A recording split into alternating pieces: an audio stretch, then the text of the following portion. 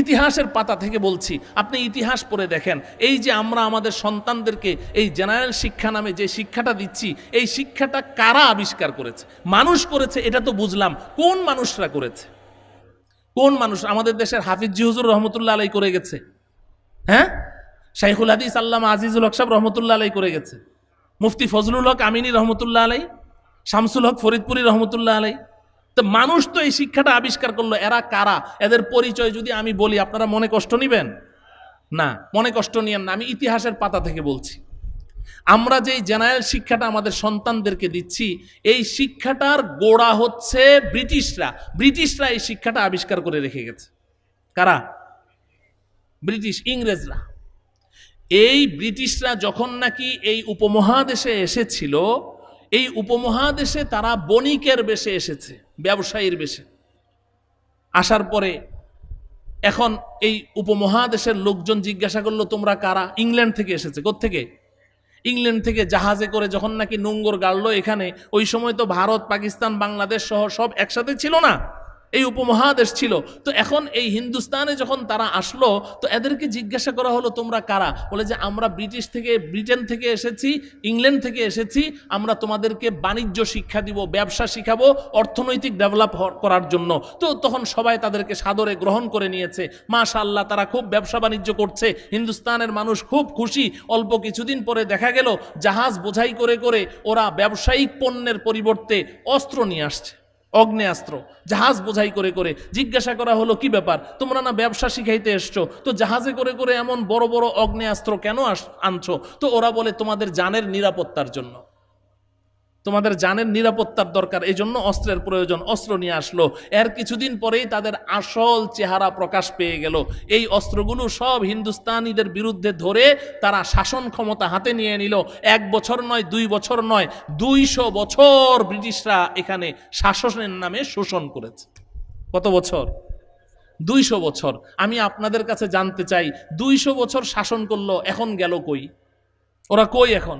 আছে নাকি? নাই। গেল কিভাবে? কারা তাদেরকে বিতাড়িত করেছে? ওরা কি হাসি মুখে নিজেরাই স্বেচ্ছায় চলে গেছে, নাকি এদেরকে তাড়ানো হয়েছে? কারা তাড়াইলো? ইতিহাস খুলেছেন কখনো? ইতিহাস পড়ে কখনো দেখেছেন কারা তাদেরকে এই উপমহাদেশ থেকে তাড়িয়েছে? ব্রিটিশরা এত শক্তিশালী ছিল, এত 200 বছর শাসন, 16 বছরের শাসন নয়, 200 বছরের শাসন। 16 বছরে যদি এই হালত হয়, 200 বছরে কি হালত হয়েছিল? 200 বছরের শাসন। তা এদেরকে কে তাড়াইলো? ও বন্ধু, একটু ইতিহাসটা খুলে দেখেন। এদেরকে আমাদের আকাবিরিনে দেওবন্দ, এই যে আমরা দেওবন্দ দেওবন্দ করি, আপনারা খালি বলেন দেওবন্দ দেওবন্দ কেন করেন? আরে ওই দেওবন্দের উসিলাই তো এই উপমহাদেশ ব্রিটিশ মুক্ত হয়েছে, দেওবন্দের উসিলাই তো পাকিস্তান স্বাধীন হয়েছে, দেওবন্দের কারণেই তো পাকিস্তান থেকে আমরা একটা স্বাধীন বাংলাদেশ পেয়েছি। কোনো সন্দেহ নাই, কোনো সন্দেহ নাই। ও আমার প্রিয় ভাইয়েরা,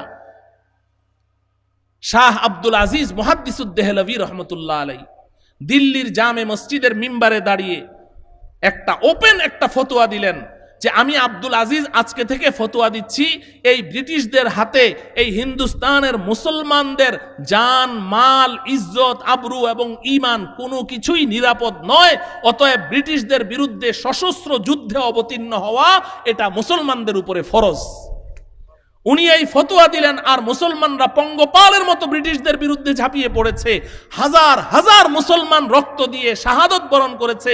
আরে 1857 খ্রিস্টাব্দের একটি মাত্র যুদ্ধে, একটি মাত্র জিহাদে 57,000 মুসলমান তাদের বিরুদ্ধে শাহাদত বরণ করেছে।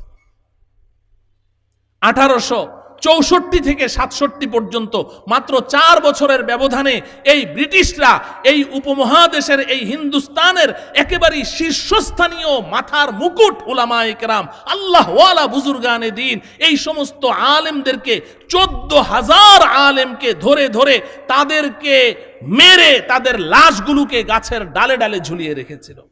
আপনি ইতিহাস পড়ে দেখেন। একজন খ্রিস্টান ঐতিহাসিক ডব্লিউ হান্টার, খ্রিস্টান ঐতিহাসিক, মুসলমান নয়, সে লিখেছে যে যখন মুসলমানরা ব্রিটিশদের বিরুদ্ধে জিহাদে অবতীর্ণ, তখন আমি দিল্লিতে এক জায়গায় তাঁবু গেড়েছিলাম, সাংবাদিক ঐতিহাসিক, তাঁবু গেড়েছিলাম। আমি দেখেছি দৈনন্দিন আমার তাঁবুর পেছনে বিশাল বড় একটা গর্ত, এই গর্তের মধ্যে প্রতিদিন 20 জন 25 জন করে আলেমদেরকে এনে তাদেরকে হত্যা করে গর্তের মধ্যে তাদেরকে ফেলে দিয়ে তাদের লাশগুলোকে আগুন দিয়ে পুড়িয়ে দেওয়া হতো।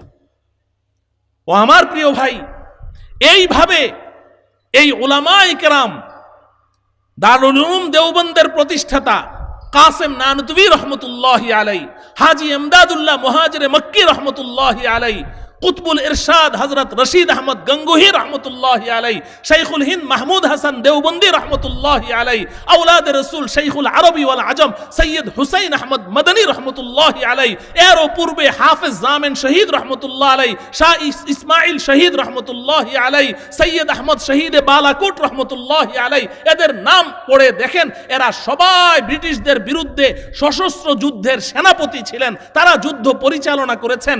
এইভাবে যুদ্ধ পরিচালনা করে করে এই ব্রিটিশদেরকে এই উপমহাদেশ থেকে বিতাড়িত করেছে। আজকে বড় আফসোসের সাথে আপনাদেরকে বলছি, আমাদের দেশের কিছু কুলাঙ্গার, অর্বাচীন, মূর্খ কিংবা জ্ঞান পাপী, হয় মূর্খ না হলে জ্ঞান পাপী, এরা উলামায়ে কেরামের দিকে আঙ্গুলি উত্তোলন করে বলে যে এরা স্বাধীনতা বিরোধী শক্তি। আমি ওদেরকে বলতে চাই, আরে এই আমাদের উলামায়ে কেরাম পূর্বপুরুষ, তারা যদি এই ব্রিটিশদের বিরুদ্ধে সশস্ত্র জিহাদে অবতীর্ণ হয়ে তারা যদি তাদের রক্তগুলো এভাবে অকাতরে ঝরিয়ে না দিতেন, ও বাংলার মুসলমান, আজকেও তোমরা ওই ব্রিটিশদের পা ধুয়ে পানি খাওয়া ছাড়া কোনো উপায় ছিল না, কোনো উপায় ছিল না। মুহতারাম হাজরিন, সেটা তো ভিন্ন ইতিহাস। আমি আজকে যে কথাটুকু আপনাদেরকে বলতে চাই, এই ব্রিটিশরা যখন নাকি মুসলমানদের কাছে পরাস্ত হয়েছে, এরা অবাক, ব্যাপার কি, সমস্ত অস্ত্রশস্ত্র, আধুনিক অগ্নেয়াস্ত্র সব আমাদের হাতে, সৈন্য সামন্ত আমাদের হাতে, লোকবল শক্তি সব আমাদের হাতে, আমরা কেন তাদের কাছে হেরে গেলাম? ওদের কাছে তো কোনো অস্ত্রশস্ত্র নেই। তো তারা তদন্ত কমিটি গঠন করেছে, তদন্ত কমিটি তদন্ত করে রিপোর্ট পেশ করেছে। তদানীন্তনকালের রানী এলিজাবেথ ছিল, রানী এলিজাবেথের কাছে রিপোর্ট দিয়েছে, ও রানী এলিজাবেথের দল, তোমরা এই উপমহাদেশের মুসলমানদের বাহুবলের কাছে পরাস্ত হওনি, মুসলমানদের অস্ত্রের কাছে পরাস্ত হওনি, বরং এই উপমহাদেশের ইমানদার মুসলমানদের ইমানি শক্তির কাছে পরাজিত হয়েছে। এই রিপোর্ট যখন তাদের হাতে গেল, তখন তারা তো পরাজিত হয়েই গেছে, পরাস্ত হয়ে গেছে। এখন তারা চ্যালেঞ্জ হিসেবে নিল যে ঠিক আছে, আমরা পরাজিত হয়েছি, তোমাদের ইমানি শক্তির কাছে আমরাও দেখে ছাড়বো তোমাদের ইমানি শক্তি কত দূর, এই ইমানি শক্তি কিভাবে ধ্বংস করা যায়, তোমাদের ইমানের কিভাবে 12টা বাজানো যায়, এটাও আমরা দেখে ছাড়ব। ওরা এই উপমহাদেশ ছাড়ার সময় আমাদেরকে কতগুলো মরণ কামড় দিয়ে গেছে। কি দিয়ে গেছে? মরণ কামড়। মরণ কামড় বুঝেন? হিন্দিতে বলে হাম তো ডুবে হ্যাঁ সনম তুঝকো লেকে ডুবেঙ্গে, হাম তো ডুবে হ্যাঁ সনম তুঝকো লেকে ডুবেঙ্গে। দোস্ত, আমি একা ডুববো কেন, তোকে নিয়েই ডুববো। এর নাম মরণ কামড়। এই ব্রিটিশরা এই উপমহাদেশ থেকে যাওয়ার সময় একদিকে কতগুলো মুনাফিক তৈরি করে রেখে গেছে, ওদের কতগুলো গোলাম, 5 আটা গোলাম, মুসলমানদের চেহারা, মুসলমানদের পোশাক, মুসলমানদের মতো পাগড়ি টুপি দাড়িওয়ালা কতগুলো মুনাফিক রেখে গেছে মুসলমানদের ইমানকে ধ্বংস করার জন্য। ওই মুনাফিকদের আলোচনা করাও তো এখন আমার সময় নেই। একটা মুনাফিকের নাম বলি, ওর নাম হলো মির্জা গোলাম আহমদ কাদিয়ানি। ওর নাম কি? মির্জা গোলাম আহমদ কাদিয়ানি। বলেন তো দেখি, মির্জা গোলাম আহমদ কাদিয়ানি কি দাবি করেছিল? নবী দাবি করেছে। ওকে নবী কে বানিয়েছে? আল্লাহ বানিয়েছে। কে বানিয়েছে? ব্রিটিশরা বানিয়েছে। তো ব্রিটিশরা মুসলমানদের নবী কেন বানায়? মুসলমানদের ইমানি শক্তি বাড়ানোর জন্যে নাকি ইমানের 12টা বাজানোর জন্যে? ইমানের 12টা বাজানোর জন্য। মির্জা গোলাম আহমদ কাদিয়ানিকে তারা নবী বানিয়ে দিয়ে গেছে। আমাদের নবীর পরে আর কোনো নবী আছে? তাইলে ও নবী হইল কেমনে? এই ব্রিটিশরা নবী বানাইলো। নবী বানানোর পরে মাশাআল্লাহ পয়সা ছিটাইলেই তো ইমান বিক্রি করে দেয়, এমন কিছু নামধারী দুর্বল ইমানদার দুনিয়াতে আছে না নাই? আছে। ওর উম্মত জুটে গেছে, এখন সে নবী, তার উম্মতেরও অভাব নাই। আর নবীজি তো ভবিষ্যৎবাণী করেই গেছেন। নবীজি বলেন, লা তাকুমুস সাআ হাত্তা ইউবআসা ফিল আরদি 30 দাজ্জালুন কাযাবুন কুল্লুহুম ইয়াজআমু আন্নাহু নাবিয়্যুন ওয়া আনা খাতামুন নাবিয়্যিন লা নাবিয়্যা বাদি। নবীজি বলে গেছেন, এ আমার উম্মতেরা শুনো, আমি দুনিয়া থেকে চলে যাওয়ার পরে ততদিন কিয়ামত হবে না যতদিন না 30 জন মিথ্যুকের আবির্ভাব ঘটবে। যুগে যুগে 30 জন মিথ্যুকের আবির্ভাব ঘটবে। এরা দাজ্জাল, এরা কাজ্জাব, এরা মিথ্যাবাদী, প্রত্যেকেই নিজেকে নবী বলে দাবি করবে। আমি সর্বশেষ নবী, আমার পরে আর কোনো নবী আসবে না। নবী দাবি করলো। উম্মতেরা এবার বলে যে, নবী সাহেব, তো নবীদের কাছে না ওহী আসে, আপনার কাছে কোনো ওহী টহি আসে না, আমাদেরকে তো ওহী শুনান না। তো এখন বলে যে, ও আচ্ছা ঠিক আছে, দেখি আজকে আল্লাহর সাথে যোগাযোগ করে দেখি। রাতের বেলা ও গেছে ওর খোদাদের সাথে যোগাযোগ করতে। মির্জা গোলাম আহমদ কাদিয়ানির খোদা কারা বলেন না? গিয়ে বলে যে, আমাকে যে নবী বানাইলেন ওহী কোথায়, ধরা তো খেয়ে গেলাম।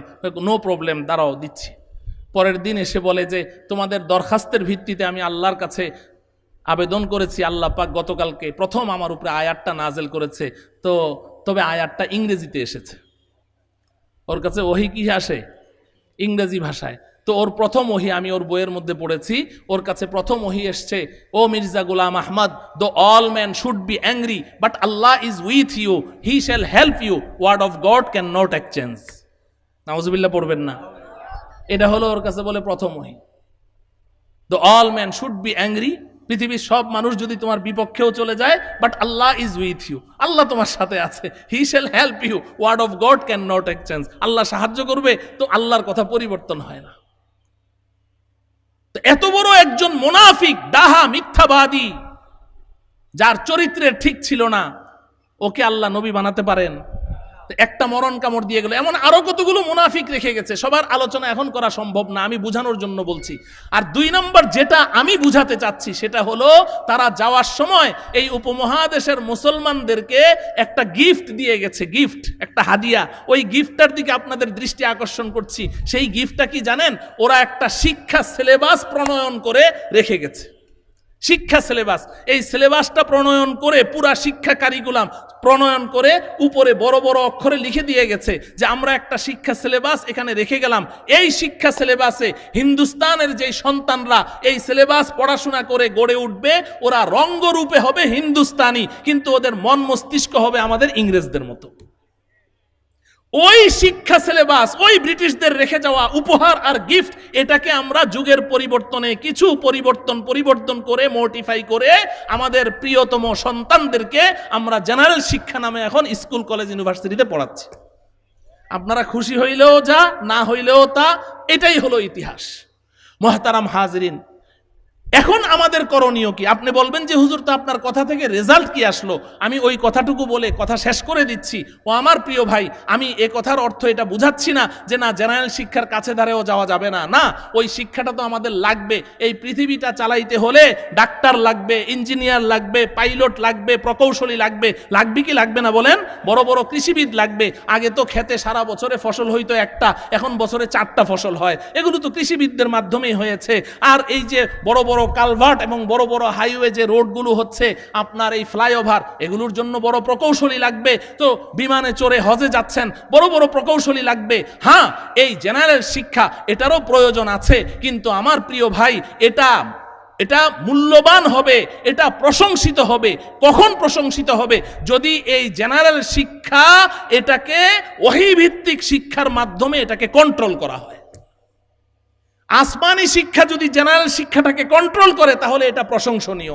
আর যদি আসমানি শিক্ষা থেকে সম্পূর্ণরূপে মুখ ফিরিয়ে নিয়ে আল্লাহ প্রদত্ত শিক্ষা, ওহী ভিত্তিক শিক্ষা, এই শিক্ষা, ওই শিক্ষা সম্পর্কে তো আমি কিছু বলতে পারলাম না। আল্লাহ পাকও তো একটা শিক্ষা আবিষ্কার করেছেন, যেটা মাদ্রাসায় আমরা পড়াই। এই শিক্ষার আবিষ্কারক কে? এই শিক্ষার আবিষ্কারক কে? তা আমাদের শিক্ষার মধ্যে তো ভুলে ভরা, আর আল্লাহর শিক্ষার মধ্যে একটা ভুলও আছে। যালিকাল কিতাবু, বলেন যালিকাল কিতাবু, এরপরে কি মানে কি? সামান্য মাত্র ভুলের কোনো অবকাশ নেই, কোনো সম্ভাবনাই নেই। এই পর্যন্ত কেউ ভুল বের করতে পেরেছে? চেষ্টা করে নাই? কম চেষ্টা করেছে? অনেক চেষ্টা করেছে, আবু জাহেল অনেক চেষ্টা করেছে, ওই যুগের বড় বড় পণ্ডিত আরবি সাহিত্যিক এবং বড় বড় কবিদেরকে নিয়ে অনেক চেষ্টা করেছে। আল্লাহ যখন চ্যালেঞ্জ করলেন, ওয়া ইন কুনতুম ফি রাইবিম মিম্মা নাযালনা আলা আবদিনা ফাতু বিসূরাতিম মিন মিসলি, যদি সন্দেহ থাকে তাহলে একেবারে ছোট্ট একটা সূরা বানিয়ে দেখাও, আমার কোরআনের সবচেয়ে সর্বকনিষ্ঠ সূরাটার মতো একটা সূরা বানিয়ে দেখাও। হাজারো চেষ্টা করে বানাতে পেরেছে কি? বানাতে পারে নাই। ইন্না আতাইনাটা নিয়ে বসেছিল ওরা। তাফসীরের কিতাবে আছে, ইন্না আতাইনাকাল কাউসার ফাসাল্লি লিরাব্বিকা ওয়ানহার ইন্না শানিআকা হুয়াল আবতার, এই সূরাটার মতো একটা সূরা বানাবে। বসেছে সব কবি সাহিত্যিকরা। বসার পরে এখন দুই দল হয়ে গেছে, ঝগড়া। এক দল কয় এই সূরাটা এটা একটা পদ্য, কবিতা। বলে পদ্য কেন? কারণ পদ্যের প্রত্যেক লাইনের শেষে মিল থাকে কিনা? কবিতার লাইনের শেষে মিল থাকে না? হ্যাঁ, হাট্টিমা টিম টিম, তারা মাঠে পারে ডিম, তাদের মাথায় দুটি শিং, তারা হাট্টিমা টিম টিম, কি শেষে টিম ডিম, মিল আছে না নাই? তো এখন ইন্না আতাইনাকাল কাউসার ফাসাল্লি লিরাব্বিকা ওয়ানহার ইন্না শানিআকা হুয়াল আবতার, তো কাউসার, ওয়ানহার, আবতার, শেষে মিল আছে না নাই? তো একদল কয় এটা কবিতা, পদ্য, অতএব সূরা কাউসারের মতো একটা পদ্য আমরা আবিষ্কার করি। আরেক দল কয় না, এটা পদ্য না, এটা গদ্য। এটা কি? তো যারা বলে গদ্য, এদের দলিল কি? কয় তোমাদের দলিল কি? কয় আমাদের দলিল হইল, আচ্ছা কবি সাহিত্যিকরা যে কবিতা লেখে, কবিতার তো অধিকাংশ কথাই মিথ্যা থাকে। কবিতার মধ্যে অধিকাংশ কথা কি থাকে? মিথ্যা থাকে না? আমি যে কবিতাটা শোনাইলাম, এই কবিতাটা কি সত্যি না মিথ্যা? তাদের মাথায় দুটি শিং, তারা মাঠে পারে ডিম। শিংওয়ালা কোনো প্রাণী মাঠে ডিম পারে? পৃথিবীতে একটাও দেখাইতে পারবেন? এটা সত্য না মিথ্যা? তো তাইলে কবিতার মধ্যে অধিকাংশ কথাই কি থাকে? মিথ্যা থাকে। ছোটবেলায় যে পুঁথি শুনেছি, লাখে লাখে সৈন্য মরে কাতারে কাতার, গনিয়া বাছিয়া দেখি ৭০,০০০। লাখে লাখে সৈন্য মরে কাতারে কাতার, গনিয়া দেখে ৭০,০০০, বাকিটি কই? তাইলে মিথ্যা না সত্য? মিথ্যা। তো এরা বলে যে আরে কবিতা তো মিথ্যা থাকে, কিন্তু মুহাম্মদ এই পর্যন্ত যত সূরা, যত আয়াত নিয়ে এসেছে, এটা আমাদের ইন্টারনাল ব্যাপার, বাইরে বলা যাবে না। ওর তো কোনো কথার মধ্যে আমরা মিথ্যাই বের করতে পারছি না, তাহলে এটা আবার কবিতা হয় কেমনে? ওদের মধ্যে ঝগড়া লেগে গেছে। শেষমেশ এই সূরা কাউসারের মতো একটা সূরাও কি করতে পারে নাই? বানাইতে। হ্যাঁ, একজনে একটা আয়াত বানিয়েছে, একজনে বানিয়ে বাইতুল্লাহর গিলাফে লিখে দিয়েছে, ইন্না আতাইনাকাল কাউসার ফাসাল্লি লিরাব্বিকা ওয়ানহার ইন্না শানিআকা হুয়াল আবতার। সে লিখেছে লাইসা হাযা কালামুল বাশার। মিলল না? মিলল না? লাইসা হাযা কালামুল বাশার একটা আয়াত আবিষ্কার করেছে। এর অর্থ কি জানেন? অর্থ হলো এটা কোনো মানুষের কথা হতে পারে না। ঈমান এনেছে। তাইলে এখন আমার দাওয়াত হলো, আমার প্রিয় ভাইয়েরা, আপনার সন্তানদেরকে আপনি ডাক্তার, ইঞ্জিনিয়ার, পাইলট, যা কিছু বানান, বড় জজ ব্যারিস্টার বানান, কোনো সমস্যা নাই, এগুলোর প্রয়োজন আছে, কিন্তু তার শিক্ষার ফাউন্ডেশন আর বিগিনিং আর শুরুটা হতে হবে ওহী ভিত্তিক শিক্ষা, আসমানি শিক্ষার উপরে। শুরুটা এখান থেকে হতে হবে।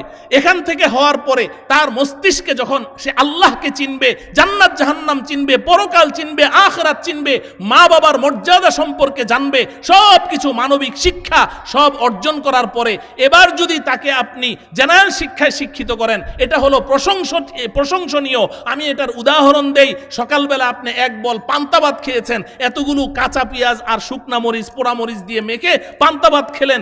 বিকেলবেলা আপনি সারাদিন যত কোরমা পোলাও আর বিরিয়ানি আর ফাস্টফুড খান, বিকেলবেলা ঢেকুর দেন, মুখ দিয়ে কিসের গন্ধ বের হবে? পেঁয়াজের গন্ধ বের হবে কি হবে না? ও ভাই, আপনি আপনার সন্তানকে শুরুর শিক্ষাটা কোরআনী শিক্ষা দেন, আল্লাহ প্রদত্ত শিক্ষা দেন, ওহী ভিত্তিক শিক্ষা দেন। এই শিক্ষা অর্জন করে মাত্র 3 বছর নুরানির একটা প্যাকেজ প্রোগ্রাম আছে, এই প্যাকেজ প্রোগ্রামটা পুরা করেন। এরপরে আপনি আপনার ছেলেকে কি শিক্ষা দেন, জীবনের শেষে ঢেকুর দিবে তো ভেতর থেকে কোরআনের সুঘ্রাণ বের হয়ে আসবে। এই সন্তান কোনোদিন নাস্তিক হবে না, কোনোদিন আল্লাহকে গালি দিবে না। এই সন্তান যত বড়ই হোক আর আপনি যত মূর্খ হন আর যাই হন, এই সন্তান আপনার শেষ জীবনে কখনো আপনাকে বৃদ্ধাশ্রমে পাঠাবে না।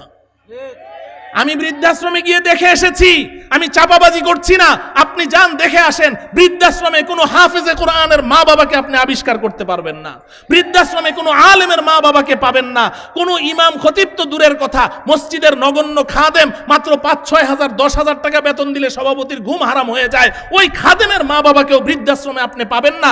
যে দেখেন বড় বড় আর্মি অফিসার, ব্রিগেডিয়ার, জজ, ব্যারিস্টার, বড় বড় ডাক্তার, পাইলট, ইঞ্জিনিয়ার, তাদের মা বাবারা বৃদ্ধাশ্রমে চোখের পানি দিয়ে চোখ ঘা করে ফেলছে। যে দেখে আসেন। এজন্য আমার প্রিয় ভাই, এই ভুলটা করবেন না। সন্তানদের প্রাথমিক শিক্ষাটা দ্বীনি শিক্ষা দিয়ে দেন, ওহী ভিত্তিক শিক্ষা দিয়ে দেন, এরপরে আপনি ভবিষ্যতে জেনারেল শিক্ষায় শিক্ষিত করেন, এটা প্রশংসিত হবে। আল্লাহ রাব্বুল আলামিন আমাদেরকে এই কথাগুলো বুঝে আমাদের ভবিষ্যৎ কর্মপন্থা নির্ধারণ করার তৌফিক দান করুন।